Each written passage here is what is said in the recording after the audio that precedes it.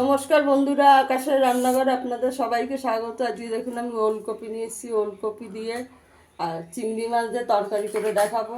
এই যে এখানে চিংড়ি মাছ কেটে দিয়ে পরিষ্কার করে নিয়েছি, এখানে ওলকপি আছে, ওলকপিটাকে কেটে নেব। আপনারা পুরো ভিডিওটা দেখতে থাকুন। দেখুন এখানে আমি ওলকপিটা কেটে নিয়েছি, এরকম করে একটা আলু কেটে নিয়েছি। এখানে চিংড়ি মাছটা নুন হলুদ মেখে নিয়েছি। এখন কড়াই বসিয়ে দিয়েছি, তেল দিয়ে দেবো। 2 চামচ তেল দিয়ে দেবো। তেলটা আমার গরম হয়ে গেছে, চিংড়ি মাছটা ভেজে নেবো আগে।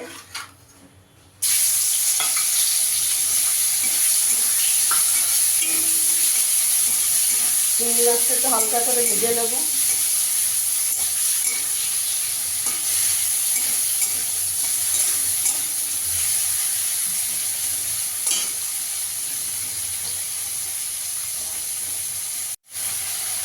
চিংড়ি মাছটা আমার ভাজা হয়ে গেছে, তুলে নেবো। চিংড়ি মাছ বেশি ভাজবো না, চিংড়ি মাছটা ভেজে নিয়েছি। আর এটা একটু তেল দিয়ে দেবো।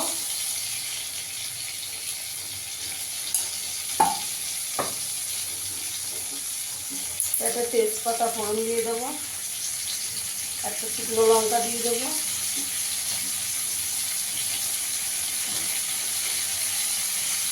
গোটা জিরে ফোড়ন দিয়ে দেবো।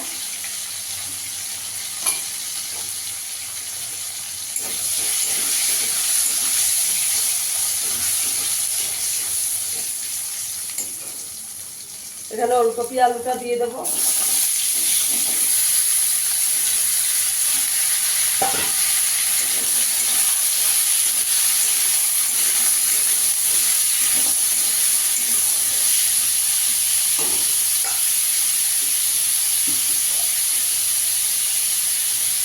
পরিমাণ মতো নুন দিয়ে দেবো।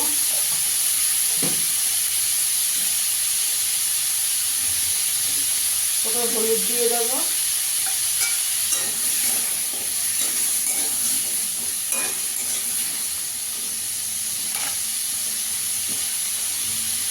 পাঁচ মিনিট চাপা দিয়ে দেবো। গ্যাসের আঁচটা কম করে ওলকপি আলুটাকে একটু ভালো করে ভেজে নেব। ঢাকনাটা দিয়ে দেখে নেবো আমার ওলকপি আলুটা ভাজা হয়ে গেছে। এখানে আমি একটা টমেটো কুচি করে রেখেছি, দিয়ে দেব। 4-5টা কাঁচা লঙ্কা দিয়ে দেবো।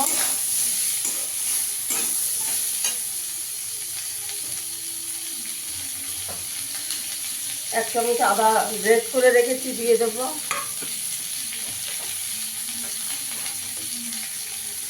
তাহলে একটু জল দিয়ে দেবো, একটু গুঁড়ো মশলা দেবো, ওরা পুড়ে যাবে মশলাটা।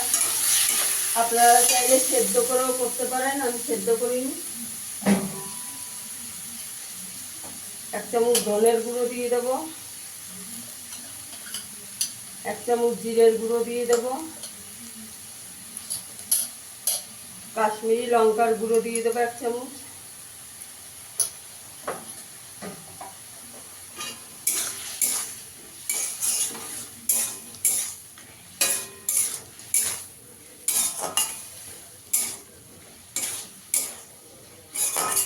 দিয়ে ভালো করে কষিয়ে নেবো ঢাকা দিয়ে দিয়ে। তো ঢাকনাটা তুলে দেখে নেবো, কষানো হয়ে গেছে ভালো করে, সেদ্ধ হয়ে গেছে। এবার ভেজে রাখা চিংড়ি মাছটা দিয়ে দেবো।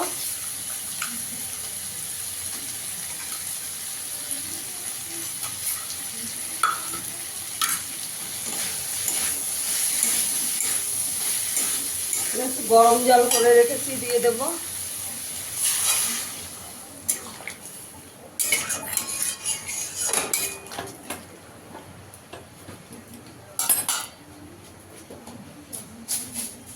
চিনি দিয়ে দেবো, দিয়ে একটু 5 মিনিট চাপা দিয়ে দেবো।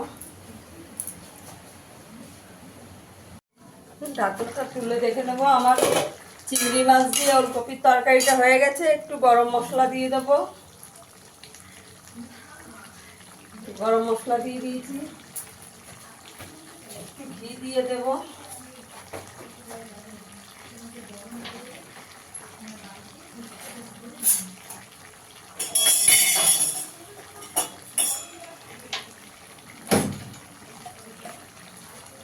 ঘি দিয়ে দেবো।